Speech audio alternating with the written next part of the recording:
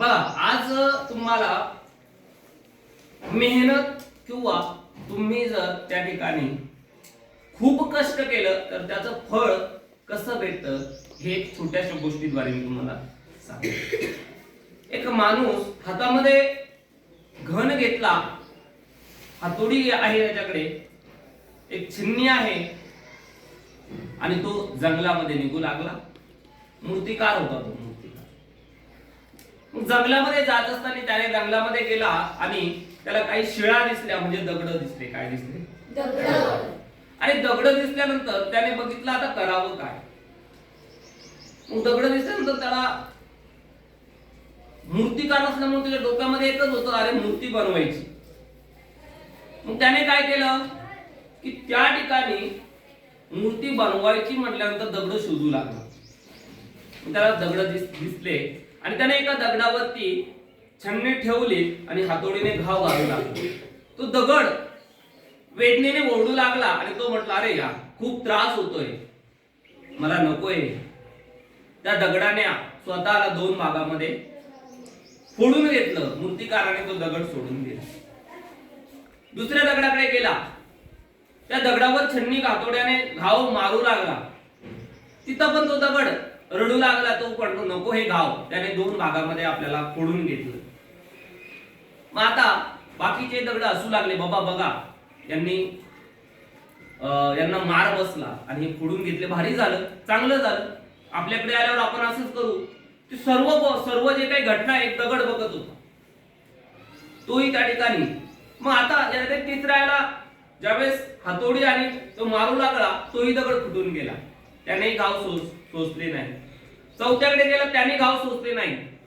तो दगड त्या ठिकाणी बघत होता. त्याने बघितलं, अरे मूर्तिकार माझ्याकडे कधी येतो, बघूया काय होतं, हा करतो काय. आणि ज्यावेळेस त्या दगडाकडे गेला, त्या दगडाला त्याने छन्नीने ठोकायला चालू केलं. त्या ठिकाणी ठोकायला चालू केलं. या दगडाने ठरवलं होतं किती जरी वेदना झाल्या तर मी त्या ठिकाणी सहन करणार आणि मला या माणसाने किती जरी मारलं तरी मी सहन करणार. हा त्या ठिकाणी हातोडी छन्नीने मारू लागला. त्या दगडावरती अक्षरशः पाय त्याने तयार केले, चरण तयार केले, त्यानंतर कमर तयार केलं, त्यानंतर त्याचं डोकं तयार केलं आणि त्या ठिकाणी एका भगवंताची मूर्ती तयार झाली. काय? भगवंताची मूर्ती तयार झाली. आणि भगवंताची मूर्ती तयार झाल्यानंतर तो जो काही मूर्तिकार होता त्याने बघितलं अतिशय देखणी मूर्ती तयार झाली. तो शेजारी गेला. शेजारी गेल्यानंतर त्याने त्या ठिकाणी एका नदीहून पाणी भरून आणलं, त्याला स्वच्छ धुतलं. काय? स्वच्छ धुतलं. स्वच्छ धुतल्यानंतर तिथले फुलं घेतले, फुलं त्याला वाहिले. त्यावेळेस त्या दगडाला खूप आनंद झाला. त्याने सांगितलं, अरे मी जर या ठिकाणी काय या वेदना सहन केल्या नसत्या तर मला आज कुणीच धुतलं नसतं. मग या ठिकाणी आणि फुलंही त्या ठिकाणी म्हणू लागले, मी तुझ्या चरणावर पडलो, आम्ही तुझ्या चरणावर पडलो. तो दगड खूप खुश झाला. बाकीचे फुटलेले दगड रडू लागले. त्यांनी विचार केला, जर आपण वेदना सहन केल्या असता तर आज याच्या जागेवरती आम्ही असतो. त्या मूर्तिकाराने ती मूर्ती घेतली, मंदिरातला नेऊन ठेवली. मंदिरात ठेवल्यानंतर असंख्य लोक येऊ लागले. तिथं त्या मूर्तीचं दर्शन घेऊ लागले. का? त्या दगडाने वेदना सहन केल्या होत्या. त्या दगडाने काय केल्या होत्या? वेदना सहन केल्या.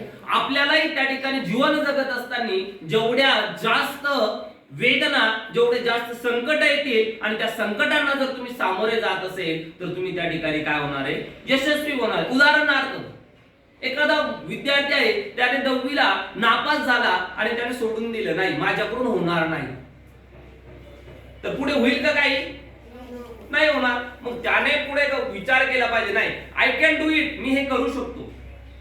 काय? किती जरी कष्ट करावे लागले तर मी ते करेल. जसं दगडाने त्या ठिकाणी घाव सहन केले तसे तुम्हाला त्या ठिकाणी घाव तर सहन करायचे नाही, पण मेहनत करायची. चिकाटी तुमच्याकडे असली पाहिजे, जिद्द असली पाहिजे. आणि त्या ठिकाणी जर तुमच्याकडे जिद्द आणि चिकाटी असेल तर तुम्ही त्या ठिकाणी कुठे जाऊ शकता? उत्तुंग शिखरावर जाऊन बसू शकता आणि यशस्वी होऊ शकता. म्हणजे याचा तात्पर्य असं आहे की ज्या व्यक्तीने जास्त कष्ट केले, जास्त मेहनत केली, जिद्द ठेवली, चिकाटी ठेवली, त्याला नक्कीच काय मिळणार आहे? यश मिळणार आहे.